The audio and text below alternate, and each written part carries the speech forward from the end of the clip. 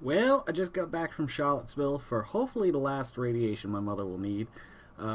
She has an appointment with her doctor to find out, all the deets after that. And then she has a 3-month appointment and a 6-month appointment. And from there, we'll just see where things go. But, so I just want to let you guys know that we went to the last one today, and hopefully that'll be it.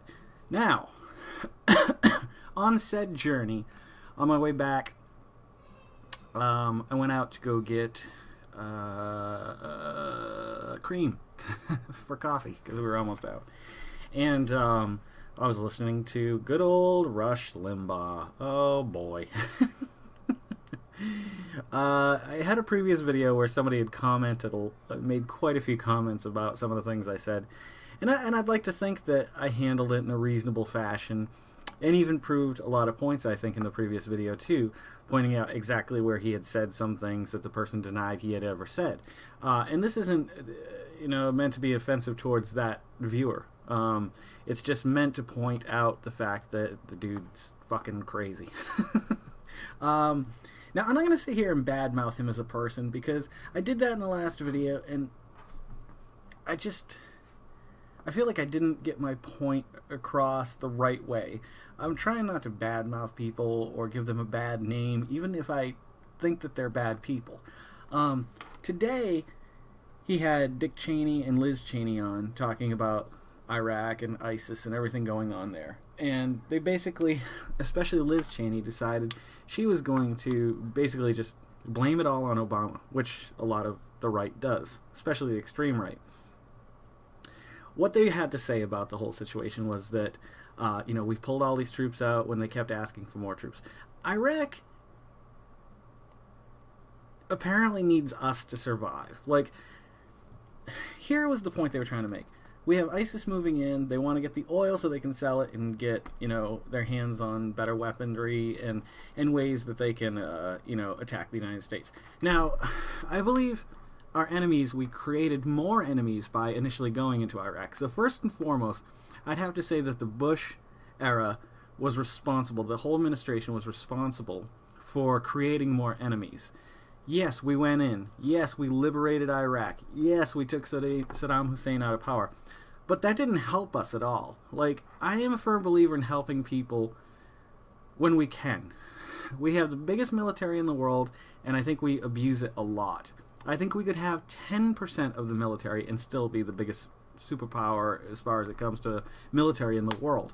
Now, they were saying that it's all Obama's fault that we've created these new enemies. We're showing weakness. Well, I don't think we are. I think we showed our strength and we created more enemies. So now we're pulling all our troops out. And now, we've got terrorists moving in towards Baghdad and trying to take over. And they basically said that if Obama had had his way in Syria, then the terrorists would already be in control of Iraq. They're saying that, we can't work with Iran, which I think, I don't know about Iran. I'm not going to give you my opinions on Iran right now.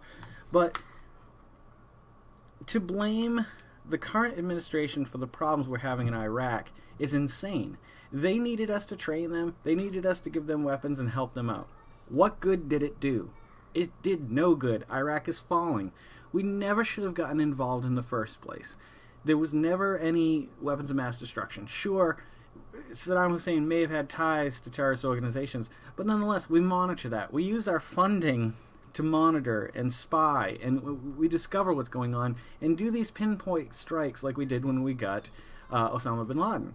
I don't think we're a very smart country when we go to war on an epic scale like that. The cost is too high in American lives, and the cost of creating new enemies is not worth it.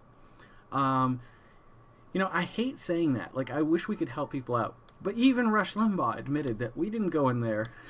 Well, he said we didn't go in there for oil, but we should have been repaid for all the help we gave them in oil. So, what are you trying to say? Like, what is your point? Like, do we do things, I mean, maybe not altruistically, but do we do things to help people, or do we do things so that we can benefit from them? I think we most of the time do things in this country, especially when it comes to our military, to gain benefits, whether it's to get our hands on cheaper oil, whether it's to position ourselves around the world so that we have a presence in every country. I don't know what it is, but I felt like listening to him today, it was just making me mad again. And like I said, I'm not trying to provoke anybody, and I'm not trying to instigate anything, and I'm trying to avoid these political discussions because they make me just as mad as they make somebody who doesn't agree with me. And I'm not here to do that. I want to make people happy and smile, but he's just one of those instigators. Rush Limbaugh, I can see how, conservative radio twists people's opinions, and they come up with these lies, and when they portray them, obviously their side of the aisle agrees with what they're hearing and just nods their heads, and then they take that information, they go out and they have coffee and they start talking about it, and they go to work and around the water cooler they're talking about it. And I'm not saying that people are generally stupid, but a lot of people will just believe what they hear and not look any further.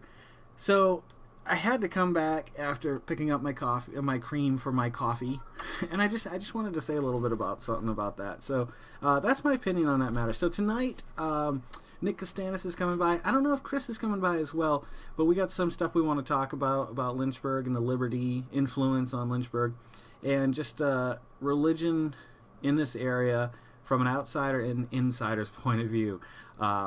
The world is much better outside, my friends. If you're looking for spiritual growth or something to cling on to, don't come to Lynchburg, because they'll suck you in and eat you up, and you'll be part of the money-making machine known as Liberty and the whole Falwell Corporation, as far as I'm concerned. So you guys have a wonderful day. Tonight we're going to have our very first guest appearance on the show, so it'll be nice to have Nick here. And you guys have a great day. I'll see you tonight on the Road to 40, episode 90. Yeah, man, 10 more, and we're at 100. It's almost a third of the way there. We're getting there, my friends. I hope you're enjoying the ride as much as I am. All right, take care. I'll talk to you later.